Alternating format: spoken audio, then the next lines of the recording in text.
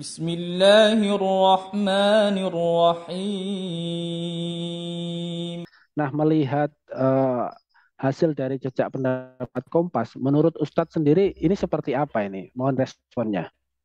Hasil survei itu sesuai saja dengan realitas. Memang realitasnya begitu kok. Kita lihat dari data BPS sendiri, itu masih ada 26,16 juta orang Indonesia yang berada di bawah garis kemiskinan. Kemudian yang lebih parah lagi bukan hanya kemiskinan, ya, ada 27,3 juta orang Indonesia sebelum Covid 2017 itu mengalami masalah kejiwaan. Jadi 26 juta lebih yang miskin, 27 juta lebih yang mengalami gangguan kejiwaan. Dan diantaranya itu ada 57.000 yang gila dan dipasung itu. Yang gila tidak dipasung ya lebih banyak lagi. Karena Indonesia cuma punya 48 rumah sakit jiwa. Apakah Indonesia ini sudah benar-benar telah merdeka atau masih terjajah atau seperti apa ini menurut Ustadz ini? Ya itu seperti di pembukaan UUD 45 lah. Yakni kita ini masih diantarkan di depan pintu gerbang kemerdekaan Indonesia. Ya di UUD begitu. Di depan pintu gerbang. Artinya apa? Memang secara militer itu penjajah telah berhasil diusir secara militer. Tetapi esensi dari penjajahan itu kan sebetulnya bukan hanya secara militer. Di dalam kitab Mafahim Siyasiyah, inti penjajahan itu kan adanya pemaksaan dominasi politik, militer, budaya, ekonomi atas bangsa-bangsa yang dikuasai, kemudian tujuannya itu dieksploitasi. Dan ini tetap terjadi selain militer ya, dalam hal politik, budaya, ekonomi. Sehingga kalau dulu itu VOC itu datang dengan membawa tentara untuk menguasai perdagangan di Nusantara, sekarang itu tidak perlu membawa tentara. Presiden B.J. Habibie dulu mengatakan itu VOC dengan baju baru. Itu yang terjadi di negeri saat ini. Kita lihat, kita saksikan begitulah. Realitas tidak bisa dibantah itu. Secara militer ya merdeka. Ekonomi politik bisa kita saksikan sekarang. Ya, baik. Kalau kita melihat kondisi terkini sekarang, ini kan kolonialisme dan juga liberalisme Barat. Ini kita ketahui bersama ini menyebarkan kejahilian dan juga kerusakan. Yang mana Al-Quran mengatakan ini adalah az-zulumat atau kegelapan.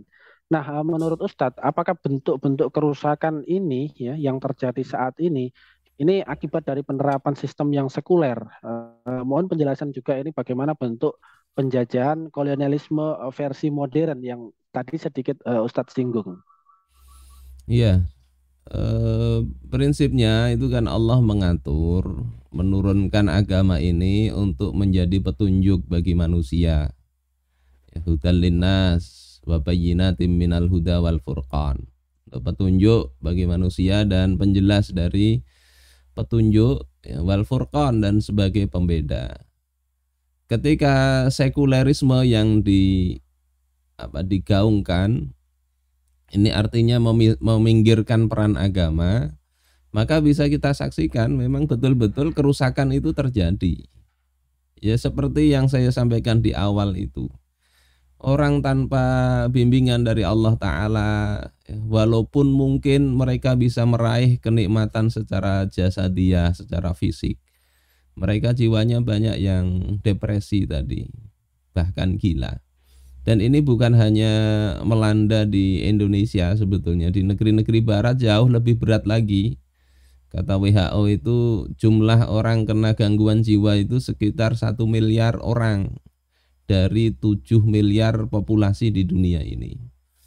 Ini bukan masalah Indonesia atau bukan masalah sekedar kita saja. Ini masalah dunia. Tanpa aturan Allah, ya, dengan penerapan sekulerisme itu rusak kehidupan itu.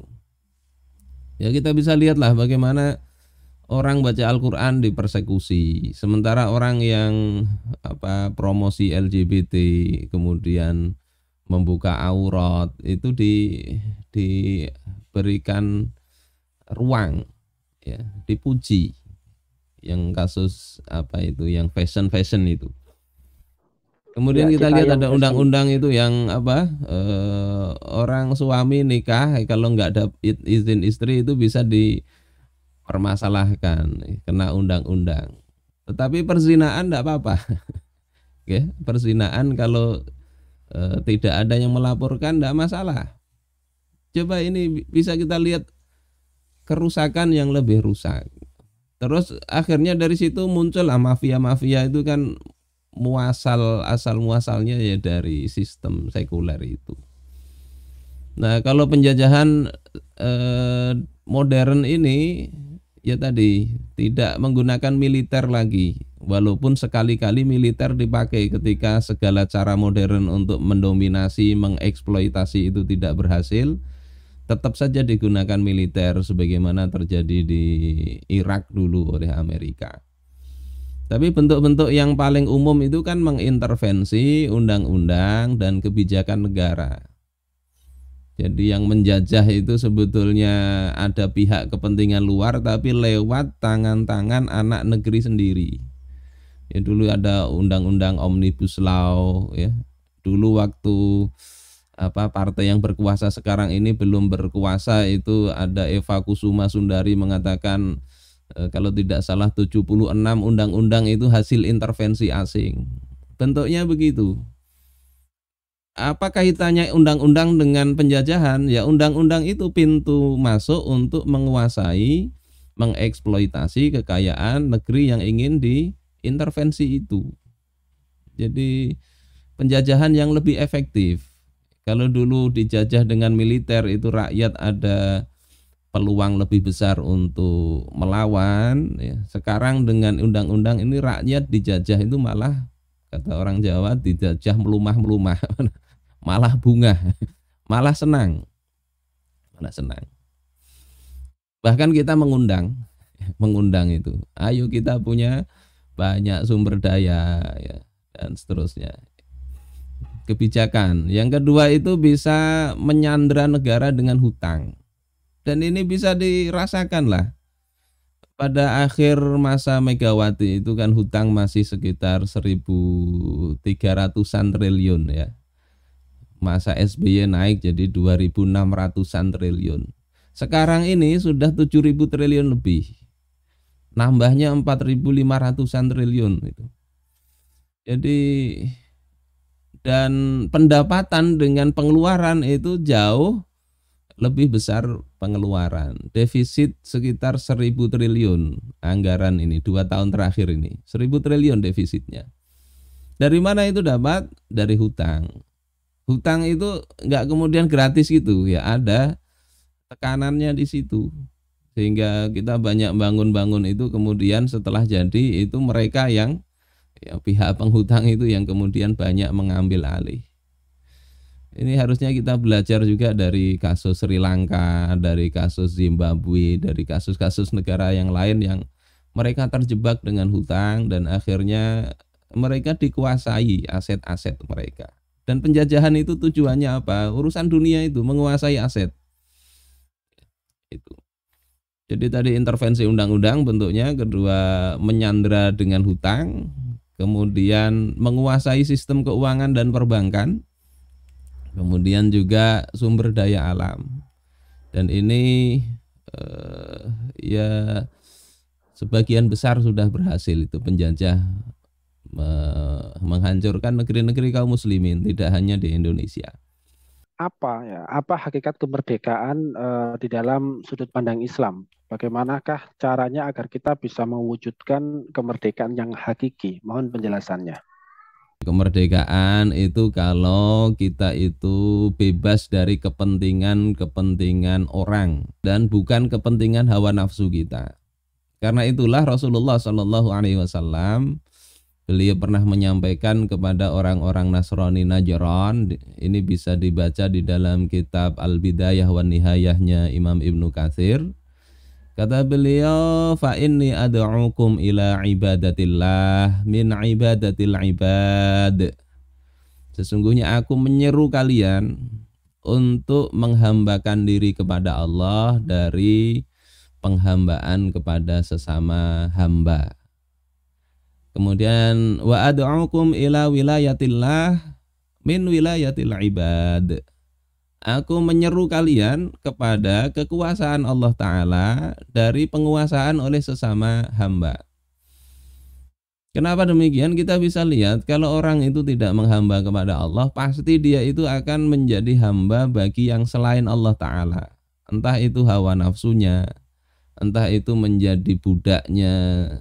Budak itu kan intinya dia bisa taat tanpa bisa mengelak, sebagaimana yang terjadi, suruh nembak temennya ditembak. Itu dia nggak merdeka kalau begitu, nggak bisa mengatakan tidak. Nah, orang yang hanya taat kepada Allah, Allah itu nggak punya kepentingan apa-apa. Kalau dia tunduknya kepada manusia, manusia itu rawan dengan kepentingan-kepentingan pribadi. Karena itu yang paling merdeka sebetulnya adalah orang yang dia tidak diperbudak oleh sesama manusia, tapi dia hanya taat pada Allah Ta'ala. Ini pula yang kemudian di dalam Tarikh At-Tabari itu menjadi misi kaum muslimin untuk memerdekakan manusia. Di Tarikh Tabari itu diceritakan bagaimana Rib'i bin Amir, utusannya Panglima Sa'ad bin Abi Waqqas dalam perang Qadisiyah, itu dikirim sebagai utusan untuk berdiskusi dengan Rustum. Biasa kalau ada pertempuran itu ya, kalau bisa damai kenapa enggak? Kemudian ditanya oleh Rustum itu, apa yang membawa kalian ke sini? Kalau mau harta, sudahlah nggak usah perang, bahasa kitanya begitu.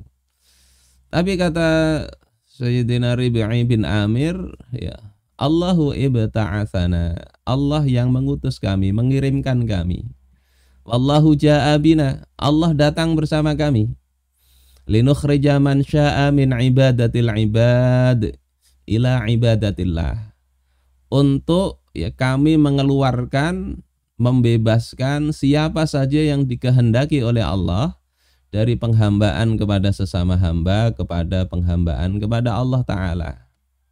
Wa min dhiqid dunya ila sa'atiha, dari sempitnya kehidupan dunia, yang kita bisa lihat masalah lapang atau tidak itu bukan sebanyak harta yang diperoleh atau sedikitnya itu. Persoalannya bukan itu. Banyak orang-orang kaya itu stres. Bahkan yang kaya bisa nyewa pengacara, bisa punya mobil, tapi untuk membayar coklat aja hatinya berat untuk mengeluarkan itu, sehingga harus mengutil. Yang kemarin lagi viral itu.